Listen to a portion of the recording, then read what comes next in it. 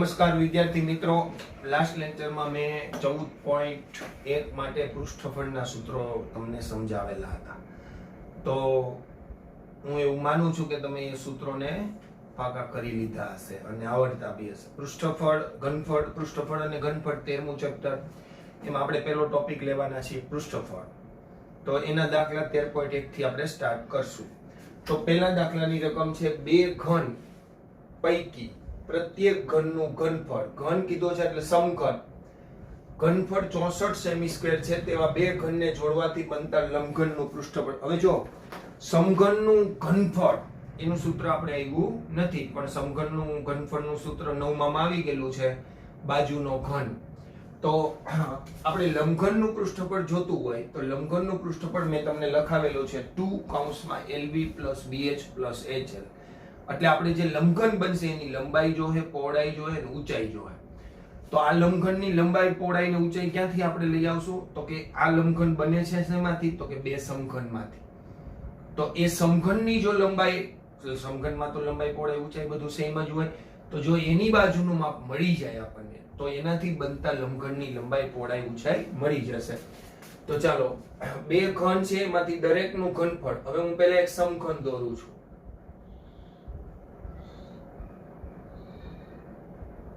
ચાલો, આ સમઘન છે.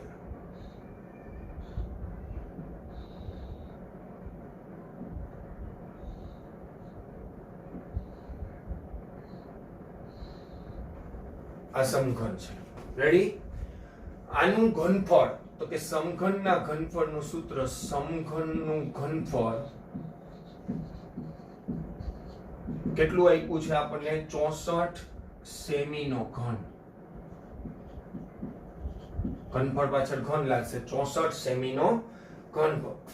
તો સમઘનના ઘનફળનું સૂત્ર છે બાજુનો ઘન. બાજુનો ઘન તો કેટલું આવશે? 64. તો બે બાજુ ઘનમૂળ કાઢો તો સમઘનની બાજુનું માપ કેટલું આવશે? આનું ઘનફળ કેટલું થાય? 4 સેમી. કેટલું આવશે? 4 સેમી. તો આ માપ કેટલું થયું? 4. આ બી 4 અને આ બી 4. આ બધું જ 4 4 થઈ ગયું. હવે આપણે આ નથી ગોતવાનું, આપણે ગોતવાનું છે લંબઘનનું પૃષ્ઠફળ. તો એ લંબઘન કઈ રીતે બને? તો કે આવા બે ઘનને જોડવાથી. હવે એક બીજો ઘન આપણે આની બાજુમાં જોડી દઈએ. બરોબર છે? જો હું એક ઘન જોડી દઉં છું.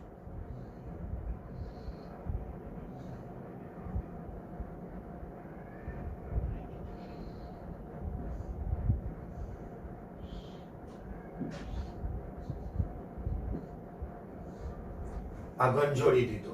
રેડી? હવે હું આને, આ જે વધારાની લાઈનો છે એને કાઢી નાખું. તો આ સમઘન, આ બે સમઘન સેમ જ છે, તો એનું માપ 4 થશે, 4 થશે અને 4 થશે. તો બે સમઘનને જોડવાથી બનતા લંબઘન માટે, બે સમઘનને જોડવાથી બનતા લંબઘન માટે, તો લંબઘનની લંબાઈ L, પહોળાઈ B અને ઊંચાઈ કેટલી થશે? H. ચાલો, શું થશે? તો લંબાઈ શું થઈ? જોવો જી, બચાવો. 4 ને 4 8, 4 + 4 = 8. પહોળાઈ તો એટલી જ રહે, 4 હતી તો 4 જ રહે. ઊંચાઈ સેમ જ રહે, 4 સેમી, સેમી અને સેમી. ચાલો, આ બે સમઘનને જોડવાથી લંબઘનના 3 માપ આવી ગયા. હવે લંબઘનનું પૃષ્ઠફળ ગોતવાનું છે. તો હવે તો સિમ્પલ છે. લંબઘનનું પૃષ્ઠફળ 2 LB BH અને HL અથવા HL. 2 L, L કેટલો છે? 8, B 4, B 4, H 4, L 8 અને H 4. 2 8 ચોકુ 32 થશે, 4 4 16 થશે અને 8 ચોકુ 32 થશે. તો 2 32 ને 32 64 થશે. 32 ને 32 કેટલા થશે? 64. 64 વત્તા 16, 6 ને 4 10, 1, 6 ને 1 7 ને 8, 80 ગુણ્યા 2 160. પૃષ્ઠફળ છે એટલે સ્ક્વેર લાગશે, 160 સેમી નો સ્ક્વેર. ઓકે, તો આ એક પેલો દાખલો થઈ ગયો. બહુ જ સરસ મજાનો દાખલો છે. આ સમઘનના ઘનફળનું સૂત્ર હજી આપણે નથી આવ્યું, ઘનફળ હજી ટોપિક જ બાકી છે. તો સમઘનનું ઘનફળનું સૂત્ર 9મા ધોરણમાં આવી ગયું છે, બાજુનો ઘન. તો એ ઉપરથી આપણે લઈ લીધું. બે સમઘન હતા, એના દરેકનું ઘનફળ 64 હતું. એને બેયને જોડવાથી લંબઘન બન્યો. એનું આપણે પૃષ્ઠફળ તો સમઘનનું ઘનફળ, સમઘનના ઘનફળનું સૂત્ર, એના ઉપરથી સમઘનની બાજુનું માપ આવી ગયું. હવે એ બેયને જોડ્યો તો લંબઘન બની ગયો, એની લંબાઈ પહોળાઈ ને ઊંચાઈ મળી ગઈ. પછી તો ઈઝી છે, આ તો 9મા ધોરણમાં આવે છે. તો આટલું તમને આવડ્યું. આ થઈ ગયો દાખલા નંબર 1. ચલો બચ્ચાઓ, હવે એક્ઝામ્પલ નંબર 2. એક અર્ધગોલક ઉપર પોલો નળાકાર બેસાડેલ હોય તેવું પાત્ર છે. અર્ધગોલકનો વ્યાસ 14 સેમી છે. વાસણની કુલ ઊંચાઈ, જો આ યાદ રાખજો, કુલ ઊંચાઈ. વાસણ શેનાથી બનેલું છે? અર્ધગોલક અને નળાકારથી. તો આમાં નળાકારની ઊંચાઈ હશે, આ નળાકારની ઊંચાઈ નથી. આ વાસણની કુલ ઊંચાઈ 13 સેમી છે. વાસણની અંદરની સપાટીનું પૃષ્ઠફળ શોધો. હવે અંદરની કે બહારની કે બે સેમ જ થશે. હું પેલા આકૃતિ ડ્રો કરી દઉં એટલે તમને સમજાશે. આ પોલો નળાકાર છે. રેડી? આ પોલો નળાકાર છે. ઈ કોના ઉપર બેસાડેલો છે? અર્ધગોલક ઉપર. ચાલો, આ અર્ધગોલક થઈ ગયો. તો અર્ધગોલકની અને નળાકારની સેમ ટુ સેમ ત્રિજ્યા થશે. આ પણ ત્રિજ્યા થશે. અને આ નળાકારની ઊંચાઈ થશે. આ થશે કુલ ઊંચાઈ. તો આપણે જે નળાકારની ઊંચાઈ એ જ વાપરશું, ત્યાં કુલ ઊંચાઈ 13 નહીં લખશું. કુલ ઊંચાઈ આ કુલ 13 છે ને, કુલ ઊંચાઈ છે. આપણે સૂત્રમાં લખવાની પડશે નળાકારની ઊંચાઈ. ઓકે, તો ત્રિજ્યા બધાની સેમ છે. તો વ્યાસ કેટલો છે? 14. આપણે વ્યાસ એટલે ત્રિજ્યાનો અડધો, વ્યાસનો અડધો કરી નાખશો એટલે ત્રિજ્યા થશે. તો કે ત્રિજ્યા કેટલી થશે? 14 ડિવાઇડેડ 2 એટલે 7 સેમી. 14 એનો વ્યાસ છે, આપણે ત્રિજ્યાની જરૂર પડશે. હવે કુલ ઊંચાઈ 13 છે, તો નળાકારની ઊંચાઈ, આપણે નળાકારની ઊંચાઈની જરૂર પડશે. નળાકારની ઊંચાઈ, જેને હું સિમ્બોલ કહું h. તો નળાકારની ઊંચાઈ આટલી છે, આ h. તો અહીંથી અહીં સુધી કુલ ઊંચાઈ છે આ 13. એનો ઉપયોગ નથી કરવાનો. આપણે નળાકારની ઊંચાઈ h નો સૂત્રનો ઉપયોગ કરશું. એટલે આ 13 છે અને આ ત્રિજ્યા છે. ત્રિજ્યા કેટલી આવી? 7. તો 13 માંથી 7 જાય તો આ કેટલું વધશે? 6. તો 6 શું થશે? નળાકારની ઊંચાઈ. તો નળાકારની ઊંચાઈ તો કે કુલ ઊંચાઈ માઈનસ ત્રિજ્યા. કુલ ઊંચાઈ કેટલી છે બચ્ચાઓ? 13 ને ત્રિજ્યા કેટલી આવી? 7. તો નળાકારની ઊંચાઈ થશે 6 સેમી. કેટલી થશે? હવે વાસણની અંદરની સપાટીનું ક્ષેત્રફળ, વાસણની અંદરની સપાટીનું પૃષ્ઠફળ. તેમાં નળાકારની કઈ સપાટી આવશે? નળાકારની વક્ર સપાટી પ્લસ આટલી જ આવશે. આ તો પોલો છે એટલે આ ઉપરનું મથાળું નહીં હોય. અને આ તળિયું છે એ અર્ધગોલક દ્વારા દબાઈ ગયેલું હશે એટલે એ બી નહીં આવે. આ ફરતી સપાટી આવશે જે વક્ર સપાટી. અને અર્ધગોલકની કઈ સપાટી આવશે? નળાકારની વક્ર સપાટી પ્લસ અર્ધગોલકની વક્ર સપાટી. અર્ધગોલકની વક્ર સપાટી, આ બે સપાટી આવશે. તો નળાકારની વક્ર સપાટીનું સૂત્ર બચાવ યાદ છે, 2πrh. અને અર્ધગોલકની વક્ર સપાટીનું થશે 2πr². 2π કોમન, 2πr કોમન નીકળી જાય, અહીંયા વધશે h ને અહીંયા વધશે r. 2π. હવે પાઈ જો રકમમાં આપ્યો હોય પાઈ = 3.14, તો 3.14 છે અને નથી આપેલું એટલે આપણે લેવાનું 22/7. ત્રિજ્યા છે 7, h છે 6 અને ત્રિજ્યા છે 7. આ 7 7 જશે, 22 દુ 44 અને આ કેટલા થશે? 13. હવે 44 ગુણ્યા કેટલા આવશે? 13. તો 44 ગુણ્યા 13 કેટલા થશે? 572. ગુણાકાર કરી શકાય 572 સેમીનો સ્ક્વેર. આ થશે વાસણની અંદરની સપાટીનું પૃષ્ઠફળ. નળાકારની વક્ર સપાટીને અર્ધગોલકની મેઇન વસ્તુ સમજવાની છે આ કુલ ઊંચાઈ. તો કુલ ઊંચાઈનો આમાં h ની જગ્યાએ કુલ ઊંચાઈ 13 મુકાય. h છે ઈ નળાકારની વક્ર સપાટીમાં નળાકારની ઊંચાઈ છે, અને જ્યારે આ કુલ છે કુલ ઊંચાઈ 13 એ નળાકારની નથી, એ કુલ છે આખા પાત્રની. એટલે એમાંથી આપણે નળાકારની ઊંચાઈને અલગ પાડવી પડશે. ઓકે, આ થઈ ગયું આપણું એક્ઝામ્પલ નંબર 2. ઈઝી દાખલા છે, એકદમ સરસ મજાના છે. તો શરૂઆતના દાખલા નાના ને સહેલા હોય તો આપણે એમ લાગે આવા પરીક્ષામાં ન પૂછાય, પણ આવા પૂછાઈ ગયેલા છે ઘણી વાર દાખલા. 3 ને 4 માર્કમાં દાખલા પૂછાઈ ગયેલા છે, એટલે આ ઈઝી છે અને ઇમ્પોર્ટન્ટ પણ છે. ઓકે, તો આ એક્ઝામ્પલ નંબર 2 પતી ગયું આપણું. Okay, example number 3. ઓકે, હવે એક્ઝામ્પલ નંબર 3. અર્ધગોલક પર શંકુ લગાડેલું હોય એવું રમકડું છે. બંનેની ત્રિજ્યા 3.5 સેમી છે. રમકડાની કુલ ઊંચાઈ 15.5 સેમી છે. તો રમકડાનું પૃષ્ઠફળ શોધો. હવે રમકડું પહેલા આપણે ડ્રો કરીએ. અર્ધગોલક ઉપર શંકુ લગાડેલ છે. હું શંકુ દોરી લઉં. ચાલો, આ થઈ ગયું કોણ, શંકુ. ઈ કોના ઉપર લગાડેલ છે? અર્ધગોલક પર. ઓકે, આ થઈ જાય ત્રિજ્યા. કોની? શંકુની અને અર્ધગોલકની બંનેની. આ થશે ત્રિજ્યા, આ થશે શંકુની સીધી ઊંચાઈ, અને આ થશે શંકુની ત્રાસી ઊંચાઈ.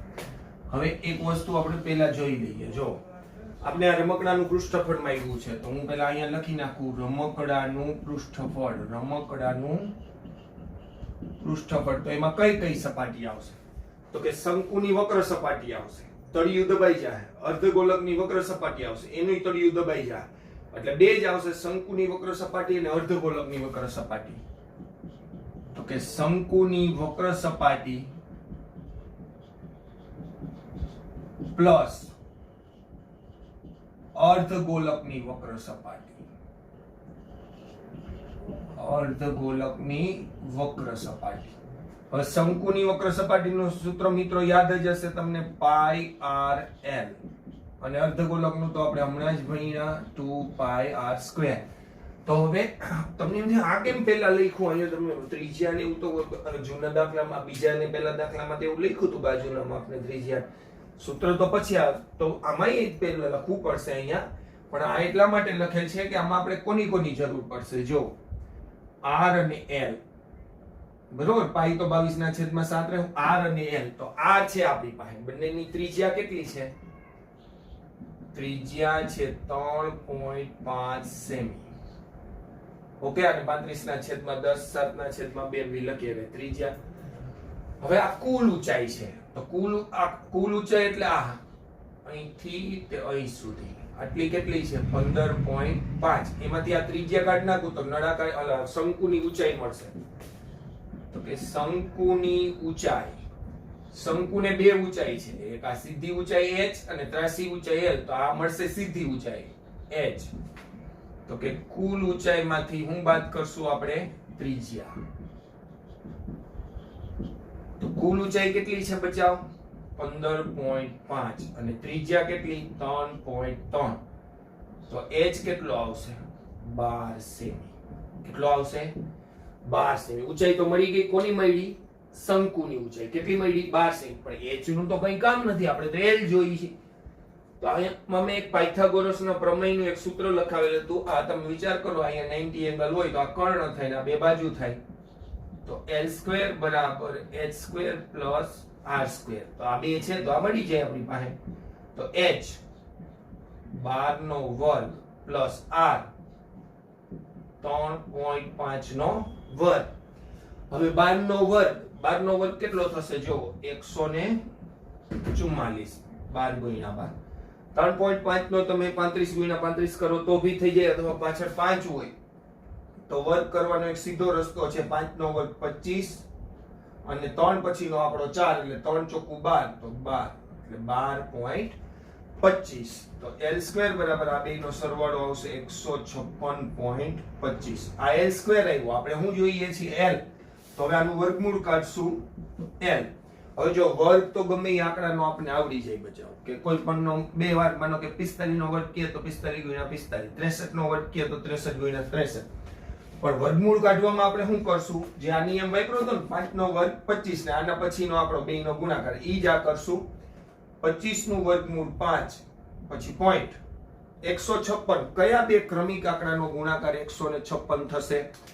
તો કે 12 અને 13. 12 × 13 કરો એટલે 156 થાય. તો એમાં નાનો આંકડો કોણ? 12. તો એ લખી નાખવાનું 12 એટલે 12.5 સેમી. આ એ લાવી ગયો આપણો.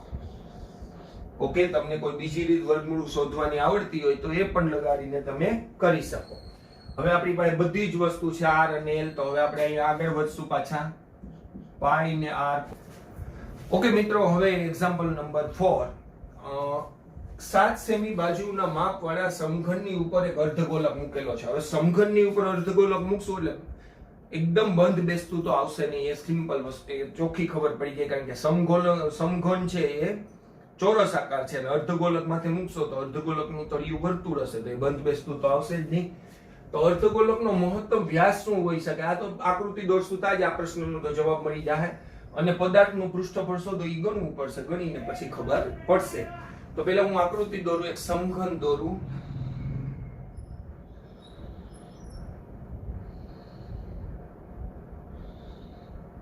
ચાલો,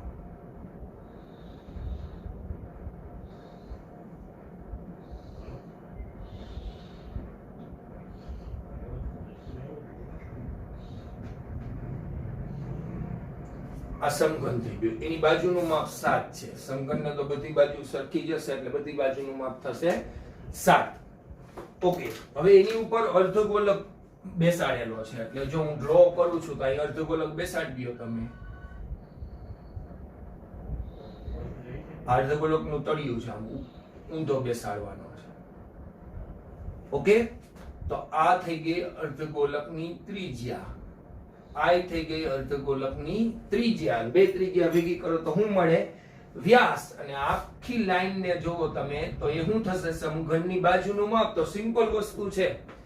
તો કે અર્ધગોલકનો વ્યાસ, અર્ધગોલકનો વ્યાસ શું થશે? ઇઝ ઇક્વલ ટુ સમઘનની બાજુનું માપ. સમઘનની બાજુનું માપ. તો સમઘનની બાજુનું માપ શું છે? 7. એ આપેલું છે. તો શું થશે? અર્ધગોલકનો વ્યાસ, અર્ધગોલકનો વ્યાસ કેટલો થશે? 7 સેમી હોય. હાલો, એક પ્રશ્નનો તો જવાબ મળી ગયો કે અર્ધગોલકનો વ્યાસ શું હોય? તો 7 સેમી હોય. હવે આનું પૃષ્ઠફળ ગોતવાનું છે. તો એના માટે તો સમઘનની બાજુનું માપ તે તો આપણી પાસે છે જ. સમઘનની બાજુનું માપ એને હું L કહી દઉં. તો કેટલું છે? 7 સેમી. અર્ધગોલકની ત્રિજ્યા, અર્ધગોલકની ત્રિજ્યા. તો અર્ધગોલકનો વ્યાસ કેટલો થયો? 7. તો ત્રિજ્યા કેટલી થશે? 7/2 સેમી. અડધી, વ્યાસ કરતા અડધી, 3.5 વી લખ્યો. હવે આ પદાર્થનું પૃષ્ઠફળ, આ પદાર્થનું પૃષ્ઠફળ. ચાલો, પદાર્થના પૃષ્ઠફળમાં શું શું આવશે? હવે જો સમઘનને કેટલી સપાટી હોય? 6. તો હું 6l² લખી નાખું. 6l². અર્ધગોલકની વક્ર સપાટી એટલે 2πr². ચાલો, આવું બન્યું. સમઘનની 6 સપાટી અને અર્ધગોલકની વક્ર સપાટી. અર્ધગોલકનું તળિયું તો દબાઈ ગયું છે તો એ લખવું નહીં પડે. હવે પ્રશ્ન એ થાય, આ એકદમ સાચું નથી, આ અધૂરું છે. તો તમને એમ કેમ અધૂરું છે? તો મેં સમઘનનું શું લખ્યું? 6l². તો 6 સપાટી આખી લીધી. હવે એની એક સપાટી ઉપર તો અર્ધગોલક મૂક્યો છે. તો અર્ધગોલકનું તળિયું દબાઈ જતું હોય તો એટલો ભાગ સમઘન નહીં દબાતો હશે. એટલે 6 સપાટી આખી આવશે નહીં, 5 તો આવશે, 6ઠી આખી નહીં આવે. તો આપણે તો 6 લખી નાખી. તો કેટલું વધારે લખી નાખ્યું? આ દબાઈ ગયું એટલું વધારે નાખ્યું. તો દબાઈ ગયું કેટલું? તો કે અર્ધગોલકના તળિયા જેટલું. તો અર્ધગોલકનું તળિયું કેવું હોય? વર્તુળ. તો એક વર્તુળ બાદ કરી નાખીએ, -πr². સમજ પડી ગઈ? આ πr² શેમાંથી બાદ કર્યું છે? 6l² માંથી. પણ આમ લખી શકાય. તો 6l², 2πr² માંથી πr² જાય એટલે πr². ઓકે 6 l નું માપ કેટલું છે 7 પ્લસ પાઈ 22/7. હવે r કેટલો છે 7/2 એનો સ્ક્વેર છે એટલે 49/4. ઓકે 6 7 નો વર્ગ કેટલો થશે બચાવ 49 પ્લસ 7 7 જશે 7 7 49 2 2 4 ને 11 77/2 આવશે. ઓકે કેટલા આવશે 77/2 49 ગુણ્યા 6 200 ને કેટલા આવશે 94 અને 77 ડિવાઇડેડ 2 તમે કરો એટલે કેટલા આવે 38.5 77 ના અડધા. હવે આ બેનો સરવાળો કરશો એટલે આવશે 332.5 સેમી નો સ્ક્વેર. ઓકે આ થઈ ગયું એક્ઝામ્પલ નંબર 4. સારો દાખલો હતો. હવે જો આની માથે અર્ધગોલક મૂકેલો છે, નેક્સ્ટ દાખલામાં આની અંદર અર્ધગોલક આવશે આમ કોતરેલો, તો એ સેમ જ આ થશે. જોઈએ આપણે હવે નેક્સ્ટ દાખલો. ઓકે હવે નેક્સ્ટ એક્ઝામ્પલ આપણે ભણીએ એક્ઝામ્પલ નંબર 5. એક સમઘન લાકડાના ટુકડામાંથી એક પૃષ્ઠમાંથી સમઘનને કેટલા પૃષ્ઠ છે 6 એના કોઈ એક પૃષ્ઠમાંથી અર્ધગોલક કાપવામાં આવે. અર્ધગોલકનો વ્યાસ l એ સમઘનની બાજુના માપ બરાબર હોય. એ તો હોય જ, આપણે નેક્સ્ટ ગયા દાખલામાં જોયું તો બાકીના પદાર્થનું પૃષ્ઠફળ. હવે જો આ સમઘન છે,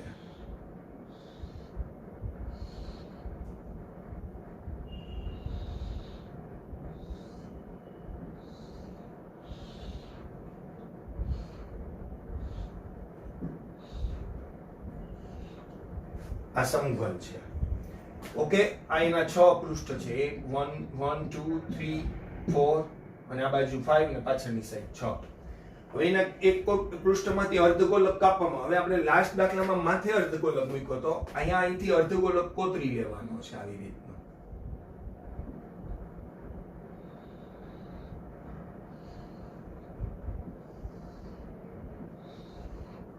આવી રીતના બરોબર.